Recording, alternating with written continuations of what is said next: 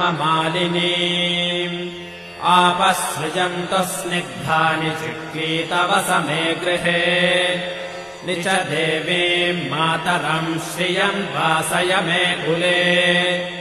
आर्द्राम् पुष्करिणीम् पुष्टिम् सुवर्णाम् हेममालिनीम्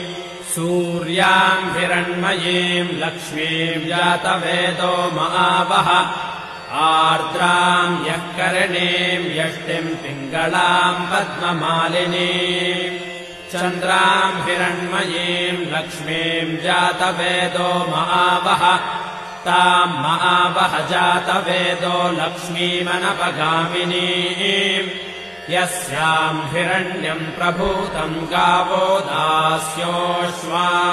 विन्देयम् पुरुषानहम् यस्य